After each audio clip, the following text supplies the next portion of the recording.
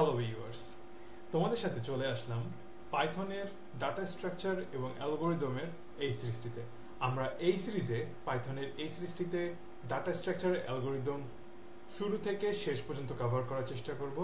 So আমাদের সাথে এই সিরিজে অবশ্যই থাকবেন। পাইথনের এই সিরিজটিতে আজকে ফার্স্ট লেসনে আমি আপনাদের সাথে ডিসকাস করব অ্যারেস নিয়ে। সো অ্যারেস হলো যে আমরা জানি যে একটা জায়গা এমন একটা জায়গা যেখানে মাল্টিপল এলিমেন্ট রাখা যায়, কিন্তু পাইথনে হয়তো অ্যারেস কথাটি আমরা পরিচিত নই পাইথনের সাথে। হ্যাঁ, পাইথনে অ্যারেস কথাটি না থাকলেও পাইথনের অ্যারেস সিমিলারিটি হইতে রয়েছে লিস্ট। পাইথনে এটাকে লিস্ট হিসেবে জানা হয়, অ্যারেটাকে লিস্ট হিসেবে জানা হয়। কিন্তু এই পাইথনের লিস্ট আমরা অন্যান্য প্রোগ্রামিং ল্যাঙ্গুয়েজের তুলনায় একটু আলাদাভাবে এটি কাজ করে থাকে। কিরকম আমি একটু বলি। যেমন আমি বলতে পারি যে আমরা জেনারেলি যে অ্যারেস কথাটি জেনে থাকি, সেখানে আমাদেরকে আগে থেকে সাইজ ডিফাইন করতে হয়, অ্যারে সাইজটা ডিফাইন করতে হয়, অ্যারে কত সাইজের হয়ে থাকবে। কিন্তু আমাদের পাইথনের লিস্টটাতে কোনো অ্যারে সাইজ ডিফাইন করতে হয় না। তার মানে হচ্ছে পাইথনের লিস্ট যেটা, সেটা হচ্ছে একটা ডাইনামিক অ্যারের মতো কাজ করতেছে, যেখানে আপনি যখন একটা এলিমেন্ট ইনসার্ট করতেছেন বা ডিলিট করতেছেন, সেই হিসেবে আমার অ্যারেটা গ্রো করতেছে বা শ্রিঙ্ক করতেছে। যদি অ্যারে ইনসার্ট কোনো একটা এলিমেন্ট ইনসার্ট করি, অ্যাড করি, গ্রো করবে। যদি কোনো একটা কিছু ডিলিট করি, তাহলে সে নিজের মতো করে শ্রিঙ্ক করে নেবে। কিন্তু আমাদের যেই জেনারেল আমরা যেই অ্যারেস কথাটি জেনে থাকি, অ্যারের টার্ম জেনে থাকি, সেখানে আমরা কি দেখতে পাই, সেখানে কিন্তু আমরা জানি যে আগে থেকে একটা ডিফাইন করে নিতে হয় একটা সাইজ, তারপরে সাইজের ভিতরে এলিমেন্ট থাকতেও পারে, নাও থাকতে পারে। ওকে, সো আর একটু কথা বলার আগে আমরা একটু জেনে নিই তাহলে যে অ্যারেটাকে, যেই পাইথনে যে অ্যারেটাকে আমরা লিস্ট বলছি, এটা সিনট্যাক্সটা কি হয়।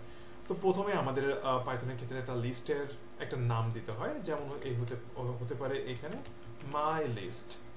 আমি মাই লিস্ট নামে একটা লিস্ট নিচ্ছি, ইকুয়ালস টু, এখানে লিস্টের ক্ষেত্রে যেটা করতে হয়, স্কোয়ার ব্র্যাকেট ইউজ করতে হয়। স্কোয়ার ব্র্যাকেট দিয়ে পাইথনে আমরা লিস্টকে ডিফাইন করে থাকি। এর ভিতরে আমার ডেটা টাইপ থাকতে পারে। যেমন আমি যদি একটা ডেটা টাইপ বলি, এখানে 10, 20, 30, 40 অ্যান্ড 50। ওকে, পাঁচটা এলিমেন্ট রয়েছে। মজার ব্যাপার হলো যে আমরা জানি যে বা দেখেছি হয়তো যে জেনারেলি অ্যারেতে একটা ডেটা টাইপ রাখা যায়, এক ধরনের ডেটা টাইপ রাখা যায়। হয় সেটা ইন্টিজার হতে পারে, না হয় সেটা স্ট্রিং হতে পারে। তো এই যে এক ধরনের ডেটা টাইপ রাখা যায়, সেম টাইপ হতে হয় প্রত্যেকটা ডেটা টাইপের ক্ষেত্রে। যে অ্যারেস এর ক্ষেত্রে জেনারেলি যে অ্যারেস আমরা জেনে থাকি, সেখানে এই ধরনের হয়ে থাকে। বাট পাইথনের লিস্টের ক্ষেত্রে যে জিনিসটা হয়, এখানে বিভিন্ন ধরনের ডেটা টাইপ আমরা রাখতে পারি। মানে একই সাথে বিভিন্ন ধরনের ডেটা টাইপ হতে পারে। কিরকম, যেমন এখানে 50 পরে আমি এখানে বলতে পারি হ্যালো, হ্যালো রাখতে পারছি, হ্যালো ওয়ার্ড, মানে দুটো স্ট্রিংকে আমি রাখলাম। দেখতে পাবেন যে এখানে কিন্তু কোনো ইরর দেয়নি, আমার এই কোডটাতে কোনো ধরনের কোনো ইরর নেই। আচ্ছা, সো এখানে আরেকটা জিনিস জেনে রাখা প্রয়োজন।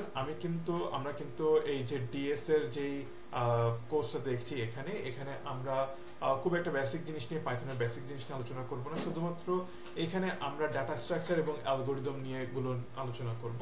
পাইথনের ভিতরে যে ডাটা স্ট্রাকচারগুলো অ্যাপ্লাই করা হয়ে থাকে বা যে অ্যালগরিদমগুলো আমাদের জেনে রাখা প্রয়োজন আমাদের যে কোনো ইন্টারভিউর ক্ষেত্রে, এই ধরনের টপিক নিয়ে আমরা এখানে আলোচনা করব মেইনলি। তো আমরা কিন্তু একটা লিস্ট ডিফাইন করে ফেললাম, পাইথনের ভিতরে একটা লিস্ট ডিফাইন করে ফেললাম। এবার আসি এই ডেটা স্ট্রাকচার, এই যে লিস্ট ডেটা স্ট্রাকচারটি রয়েছে, এটা নিয়ে কিভাবে পাইথনের ভিতরে আমরা কাজ করতে পারি। এখানে কয়েকটি ধাপে কাজ করা যায়। যেমন আমরা এখানে এই লিস্টের মাধ্যমে কোনো একটা কিছুকে অ্যাক্সেস করতে পারি, অ্যাক্সেস আইটেম। আমরা এখানে অ্যাড করতে পারি, অ্যাড অ্যান আইটেম। আমরা রিমুভ করতে পারি, রিমুভ অ্যান আইটেম। ওকে, ওকে, এই জিনিসগুলো আমরা করতে পারছি ডেটা স্ট্রাকচারের, এই লিস্ট ডেটা স্ট্রাকচার দিয়ে। তার সাথে সাথে আমি ছোট্ট একটা এক্সাম্পলও আমরা সলভ করার চেষ্টা করব আজকের এই ভিডিওতে, যেখানে হলো যে আমরা একটা অ্যারেকে বা আমাদের, বারবার আমি অ্যারে বলছি, আমাদের এই লিস্টকে বা অ্যারে বলাটাই বেটার, ডেটা স্ট্রাকচারের ক্ষেত্রে আমরা অ্যারে টার্মটার সাথে পরিচিত। সো আমরা পাইথনের এই অ্যারেটাকে কিভাবে রিভার্স করতে পারি, সো এরকম একটা এক্সারসাইজও আমরা আজকের ভিডিওতে দেখব। আচ্ছা, তো প্রথমে একটু অ্যাক্সেস করা নিয়ে আলোচনা করা যাক। অ্যাক্সেসের ক্ষেত্রে কি হচ্ছে, অ্যাক্সেসের ক্ষেত্রে আমাদেরকে যে জিনিসটা করতে হয় সেটা হলো যে আমাদের যে পাইথনের যে লিস্টটা রয়েছে সেই লিস্টকে আমরা নাম দিয়ে বলবো, যেমন আমার এই ক্ষেত্রে মাই লিস্টের পরে আমি এখন কোন ইন্ডেক্সের নাম্বারটাকে দেখতে চাই, যা মানে কোন ইন্ডেক্সের ভ্যালুটাকে দেখতে চাই, হতে পারে আমি এই ক্ষেত্রে 2 পাইথন 2 ইন্ডেক্সের ভ্যালুটাকে দেখতে চাই। সো আমি জাস্ট আমার এই যে স্কোয়ার ব্র্যাকেটের ভিতরে ইন্ডেক্সের নাম্বারটা লিখব, কত নাম্বার ইন্ডেক্সের ভ্যালু দেখতে চাই, তারপরে রান করব।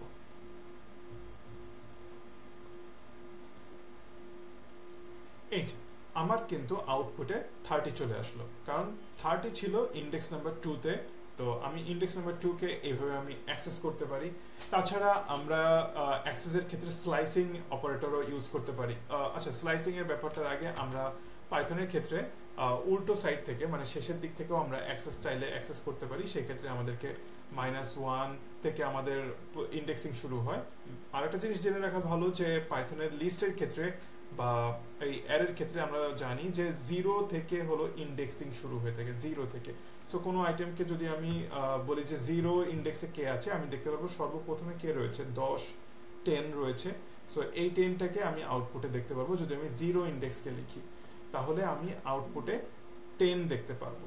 এই যে 10 আমার আউটপুটে চলে আসলো, কারণ রয়েছে। আর যদি উল্টো সাইড থেকে একদম শেষের আইটেমকে দেখতে চাই তাহলে -1, এইভাবে -1 থেকে -2 -3 -4 এইভাবে শেষ থেকে চলতে থাকবে। যেমন একদম শেষে রয়েছে আমার ওয়ার্ড স্ট্রিং, আউটপুটে ওয়ার্ড চলে আসলো, কারণ আমি অ্যাক্সেসের ক্ষেত্রে -1 বলেছিলাম। তাছাড়া আমরা স্লাইসিং ব্যবহার করতে পারি, যেমন আমি যদি স্পেসিফিক কোনো একটা রেঞ্জের আইটেমগুলোকে আমি দেখতে চাই, স্পেসিফিক কোনো রেঞ্জের আইটেমকে দেখতে চাই, তাহলে সেই ক্ষেত্রে আমরা স্লাইসিং ব্যবহার করতে পারি। যেমন আমার এই ক্ষেত্রে মনে হতে পারে আমি 2 নাম্বার ইন্ডেক্স থেকে 4 নাম্বার ইন্ডেক্স পর্যন্ত, 4 পর্যন্ত, তার মানে 2 and 3 নাম্বার ইন্ডেক্সের ভ্যালুগুলো দেখতে চাই। দুইটা ভ্যালু 2 and 3 এর ভ্যালু দেখতে চাই। নট 4 ইজ নট ইনক্লুডেড, মানে 4 ইনক্লুড না, 4 পর্যন্ত। এই ধরনের ভ্যালু যদি আমি দেখতে চাই সেই ক্ষেত্রে আমাকে যেটা করতে হবে, আমি স্লাইসিং ব্যবহার করতে পারি, 2:4 এইভাবে স্লাইসিং ব্যবহার করেও আমি অ্যাক্সেস করতে পারি চাইলে। এই যে আমার কাছে এখন 2 আর 3 নাম্বার ইন্ডেক্সের ভ্যালুগুলো চলে আসলো, যেটা হচ্ছে 30 and 40। এইভাবে স্লাইসিং ব্যবহার করেও আমরা অ্যাক্সেস করতে পারি। ওকে, সো এরপরে আসি আমাদের অ্যাড করার ক্ষেত্রে। কোনো একটা আইটেমকে আমি কিভাবে আমার লিস্টে, আমার যে পাইথনের লিস্ট রয়েছে সেখানে কিভাবে আমি অ্যাড করতে পারি চাইলে। তো এই অ্যাড করার ক্ষেত্রে আমাদের পাইথনের লিস্টে আমাদের নাম লিখতে হবে, লিস্টের নাম ডট, তারপরে ডট দিয়ে আমাদের একটি বিল্ট ইন পাইথনের লিস্টের একটি বিল্ট ইন ফাংশন রয়েছে অ্যাপেন্ড। অ্যাপেন্ডের কি কাজ করে, অ্যাপেন্ড একদম শেষে কোনো একটা আইটেমকে অ্যাড করবে। যেমন আমি যদি বলি 100 কে অ্যাড করতে, দেন 100 কে অ্যাড করার পরে আমি নিউ ভাবে লিস্টটাকে প্রিন্ট যদি করে দেখতে চাই, নিউ ভাবে আমি লিস্টটাকে প্রিন্ট করতে চাই, আগের কোডটাকে আমি কমেন্ট করে দিই। এখন কি হবে, 100 অ্যাড হওয়ার পরে নতুন লিস্টে দেখতে পাচ্ছি 100 একদম শেষে অ্যাড হয়েছে। তো এইভাবে অ্যাপেন্ডের সাহায্যে আমরা একদম শেষে কোনো একটা ভ্যালুকে অ্যাড করতে পারি। তাছাড়া যদি আমরা চাই যে কোনো একটা স্পেসিফিক কোনো একটা পজিশনে কোনো একটা ভ্যালুকে অ্যাড করতে হবে, তাহলে সেটার জন্য আমাদের পাইথনের ক্ষেত্রে যে জিনিসটা রয়েছে, আমি প্রিন্টের ভিতরে এই জিনিসটা পুরোটা লিখি,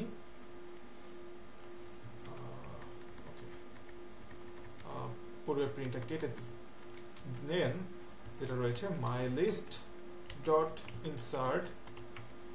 ইনসার্ট বলার পরে এবার আমি যদি বলি যে এক নাম্বার পজিশনে কে ছিল আগে 20, সো এক নাম্বার পজিশনে আমি 100 তো আছে, 150 কে অ্যাড করতে চাই, এক নাম্বার পজিশনে 150 কে অ্যাড করতে চাই। দেন আমি আমার লিস্টটাকে আবারও প্রিন্ট করে দেখি নতুন লিস্টের ভ্যালু কেমন হয় এটা দেখার জন্য।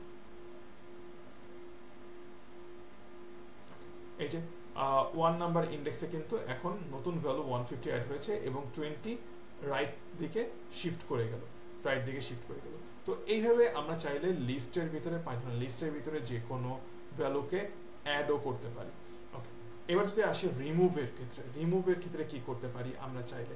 রিমুভের ক্ষেত্রে আমরা যে জিনিসটা করতে পারি সেটা হচ্ছে আমাদের পাইথনের মাইলিস্ট ডট রিমুভ নামে একটা ফাংশন রয়েছে, অ্যাপেন্ডের মতো, ইনসার্টের মতো রিমুভেরও একটা ফাংশন রয়েছে, যেখানে আমরা যদি কোনো একটা ভ্যালুকে বলি, যেমন আমি কেবলমাত্র যে ভ্যালুটাকে অ্যাড করলাম 150, এটাকে রিমুভ করতে চাই, দেন এটাকে রিমুভ করার পরে নিউ লিস্টকে যদি আমি আবারও দেখি, নিউ লিস্ট,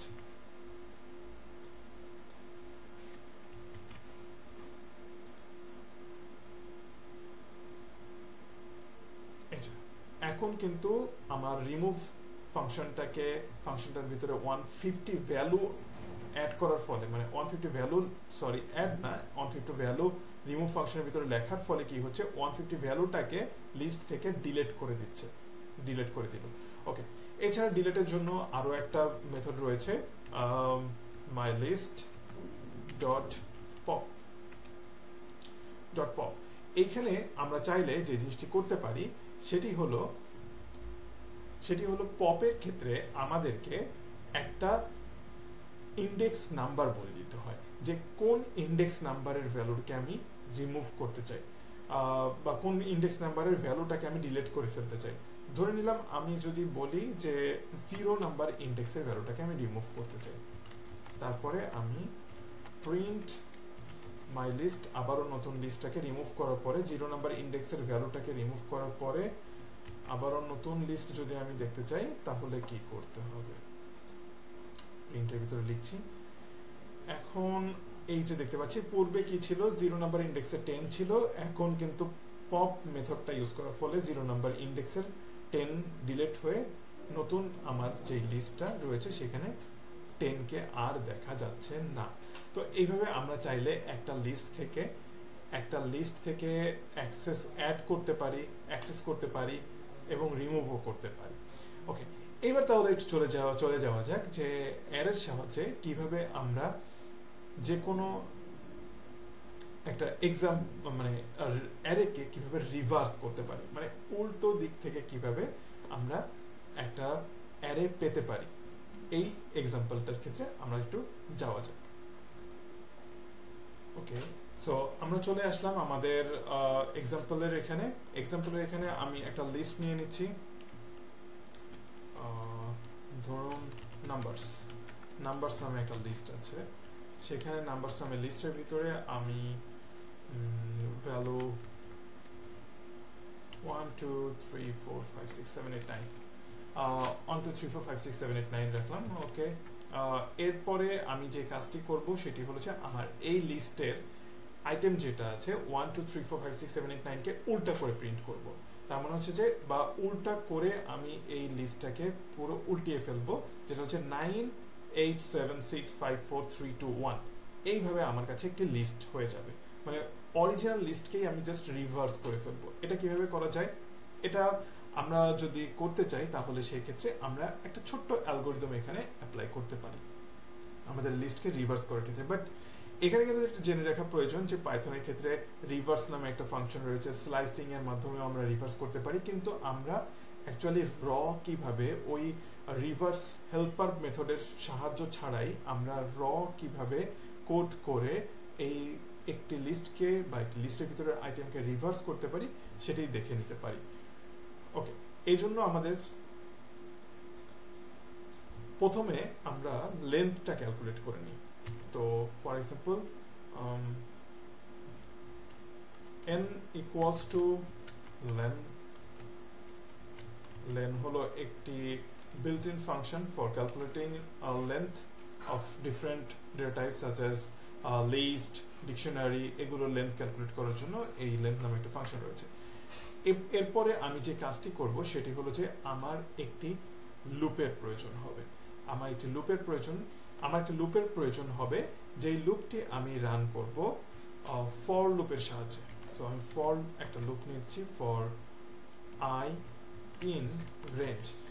এখন কথা হলো আমার লুপটা কতক্ষণ চলবে এটা বলা।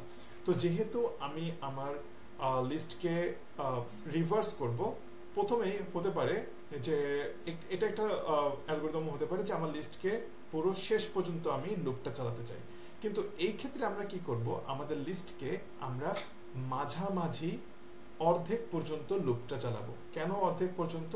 কারণ আমি আমার লিস্টকে দুই ভাবে রিভার্স করব, প্রথমটাকে শেষের দিকে নিব এবং শেষেরটাকে প্রথম দিকে নিব, মানে একই সাথে দুইটা কাজ করব।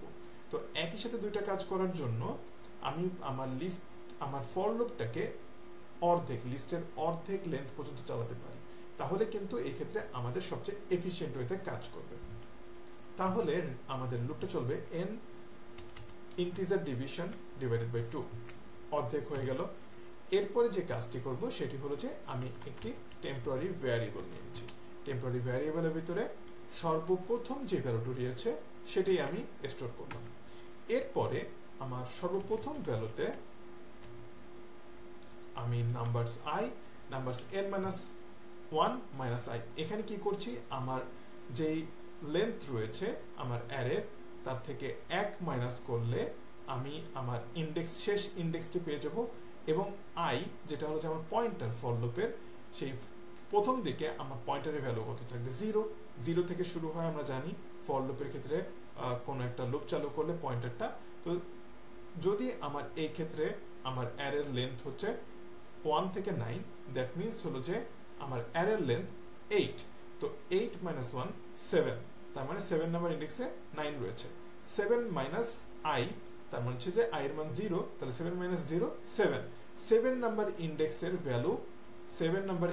ভ্যালু 9 কে সে নাম্বার i এর ইন্ডেক্স কত, i এর ভ্যালু হলো 0, তাহলে নাম্বার 0 ইন্ডেক্সে যেখানে আছে 0 নাম্বার ইন্ডেক্সে 9 কে সে রিপ্লেস করে ফেলবে। এবং প্রথমেই আমরা 0 নাম্বার ইন্ডেক্সে যেই ভ্যালুটা ছিল 1, সেটাকে টেম্পোরারি নামে একটা ভ্যারিয়েবলের ভিতরে স্টোর করে রেখেছি। এখন যেটা করব সেটা হলো শেষে যেই আমার ভ্যালুটা রয়েছে নাম্বারস n-1 - i, সেইখানে আমি ওই যে টেম্পোরারি ভ্যারিয়েবলের ভিতরে ভ্যালুটা ছিল সেটাকে স্টোর করে দিচ্ছি। তো এইভাবে আমি আমার ফর লুপটা অর্ধেক পর্যন্ত চালাচ্ছি। এটা হয়ে গেল আমার কিন্তু লুপ শেষ। এরপরে আমি আমার যেই লিস্টটা থাকবে সেই লিস্টটাকে যদি দেখতে চাই, এভাবে আমি দেখতে পারি। তার সাথে সাথে আমি একটা কাজ করতে পারি, প্রথমে একটা প্রিন্ট করতে পারি যেখানে হলো যে অরিজিনাল লিস্ট, আমার অরিজিনাল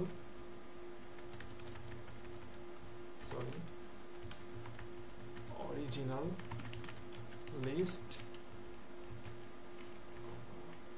নাম্বারস,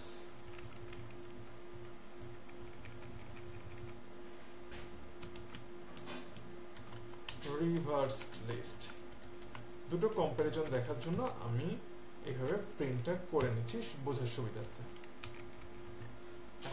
এখন যদি আমার কোডটাকে আমি রান করি, ওকে রান হচ্ছে, দেখি আমাদেরকে কি আউটপুট দেয়। আচ্ছা, এইখানে যদি এখন দেখি আমাদের অরিজিনাল লিস্ট কি আছে, অরিজিনাল লিস্টে 1 2 3 4 5 6 7 8 9, আর রিভার্স লিস্টে আমরা পেয়ে যাচ্ছি 9 8 7 6 5 4 3 2 1, মানে আমাদের পুরো লিস্টটাকেই কিন্তু আমরা রিভার্স করে ফেললাম। এইভাবে আমরা চাইলে একটা লিস্টকে খুব সহজেই র কোডের মাধ্যমে রিভার্স করতে পারি without any help of reverse function অথবা রিভার্স মেথড থার্ড পার্টি যে রিভার্স মেথড রয়েছে বা রিভার্স মেথড রয়েছে বিল্ট ইন, সেইগুলোর সাহায্য ছাড়া বা স্লাইসিং এর সাহায্য ছাড়াই র কোড দিয়ে আমরা এইভাবে রিভার্স করে ফেলতে পারি। ধন্যবাদ সবাইকে। এরপরের ভিডিওতে আমরা আরেকটি ডেটা স্ট্রাকচার নিয়ে আলোচনা করব। ধন্যবাদ।